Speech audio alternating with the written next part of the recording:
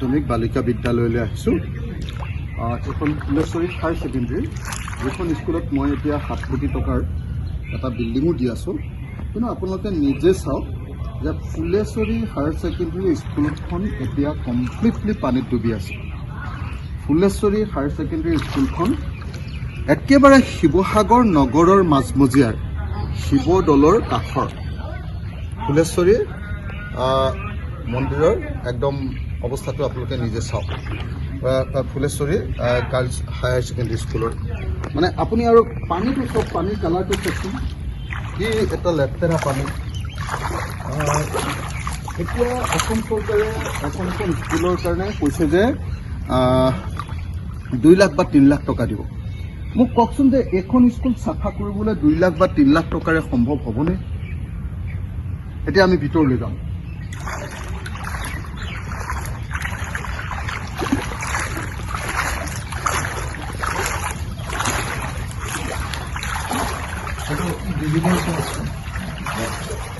আটাইতকৈ ইণ্টাৰেষ্টিংটো হ'ল যে ডিজিটেল ক্লাছৰুম। আপোনালোকে যদি চাই, এইটো হ'ল ডিজিটেল ক্লাছৰুম। চাওকচোন যে বানপানীৰ প্ৰকৃত স্বৰূপটো বুজিবৰ কাৰণে এখন বিদ্যালয় হায়াৰ ছেকেণ্ডেৰী, তাকো একেবাৰে শিৱসাগৰ নগৰৰ মাজমজিয়াৰ 115 বছৰীয়া এখন হায়াৰ ছেকেণ্ডেৰী, য'ত নিৰ্মল প্ৰভা বৰদলৈ পঢ়িছিলে, য'ত দীপালী বৰঠাকুৰে পঢ়িছিলে, য'ত মহেশ্বৰ নেওগে শিক্ষকতা কৰিছিলে, পদ্মধৰ চলিহাই শিক্ষকতা কৰিছিলে।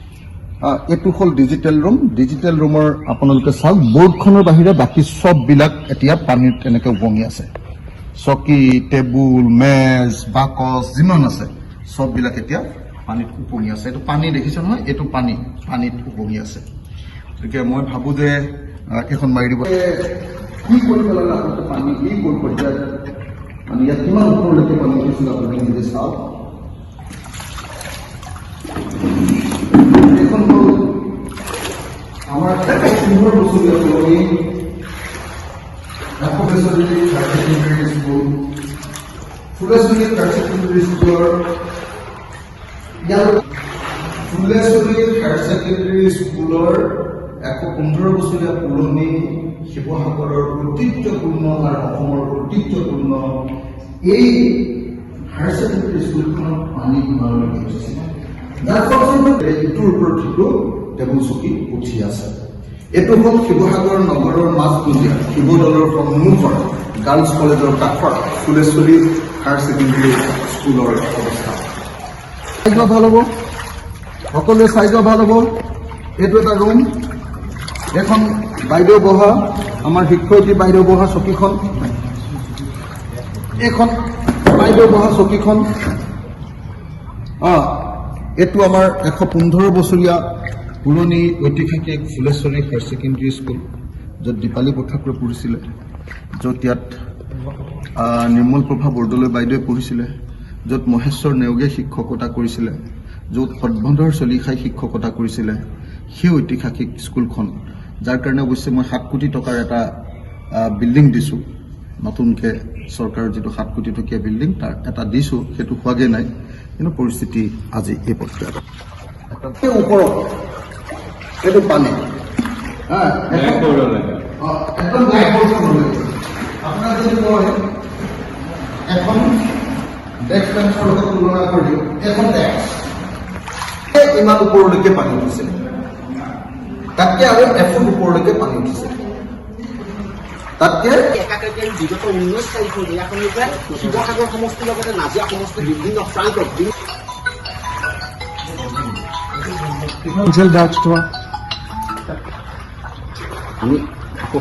আপোনালোকে তলত পৰি আছে, পৰি গৈছে পানী বাঢ়ি যোৱাৰ কাৰণে। আৰু তেওঁলোকৰ নেপকিনকে ধৰি যিমানবিলাক বস্তু থাকে ছাত্ৰীসকলৰ,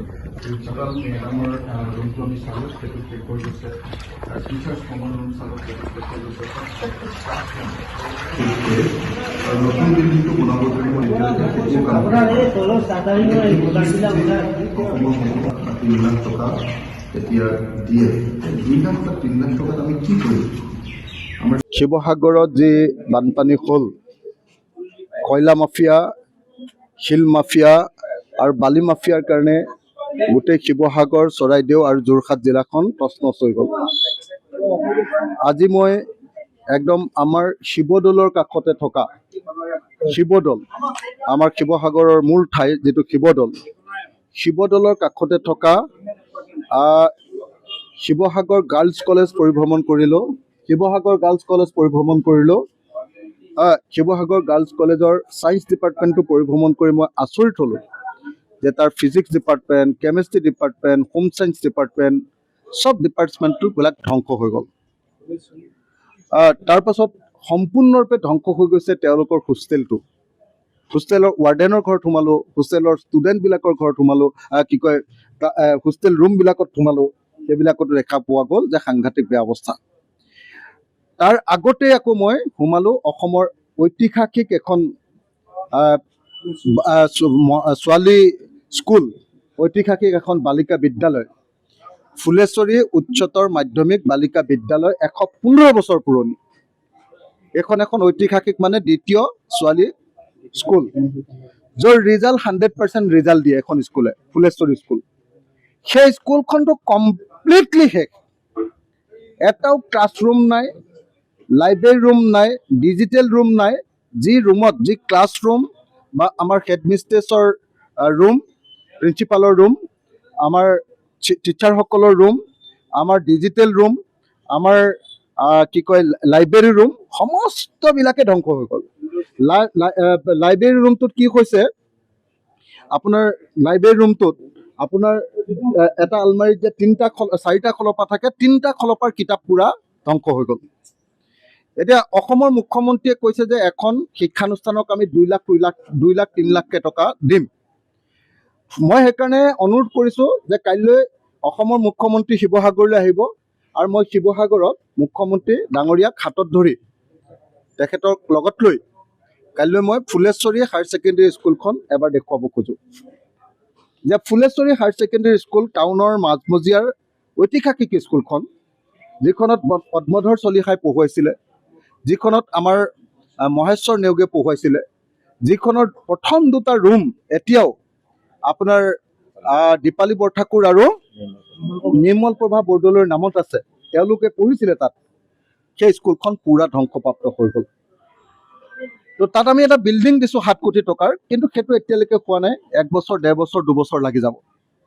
গতিকে এনেকুৱা পৰিস্থিতিত মই অসমৰ মুখ্যমন্ত্ৰীক আকৌ এবাৰ জনাওঁ যে যেনেকৈ মই অসমৰ প্ৰকৃত অৰ্থত বানপীড়িত পৰিয়ালবিলাকক 10 লাখ টকাকৈ দিবৰ কাৰণে এটা পৰিয়ালক 10 লাখ টকাকৈ দিবলৈ কৈছোঁ, LP স্কুলবিলাকৰ কাৰণে 5 লাখ টকা, ME স্কুলবিলাকৰ কাৰণে 10 লাখ টকা, হাইস্কুলবিলাকৰ কাৰণে 20 লাখ টকা, আৰু আমাৰ এনেকুৱা ঐতিহাসিক হায়াৰ ছেকেণ্ডেৰী স্কুলবিলাকৰ কাৰণে য'ত 900 ষ্টুডেণ্ট আছে তাৰ কাৰণে 50 লাখ টকা, আৰু কলেজ, আমাৰ গাৰ্লছ কলেজৰ নিচিনা কলেজবিলাকৰ কাৰণে য'ত বানপানী উঠিছে তাত মিনিমাম 1 কোটি টকা কাইলৈ অসমৰ মুখ্যমন্ত্ৰীয়ে ঘোষণা কৰি যাব বুলি মই আশা প্ৰকাশ কৰিছোঁ।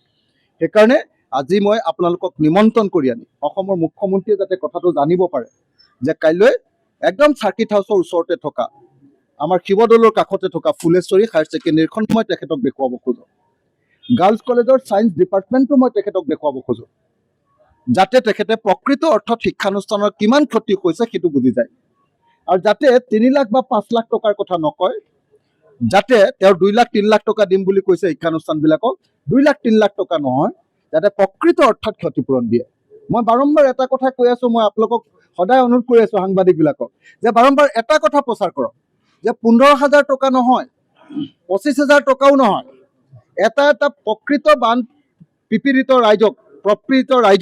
ৰাইজক মিনিমাম 10 লাখ টকা দিয়ক।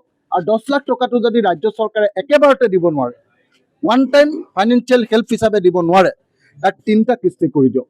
প্ৰথমতে 2 লাখ টকা, তাৰপিছত 3 লাখ টকা, তাৰপিছত 5 লাখ টকা।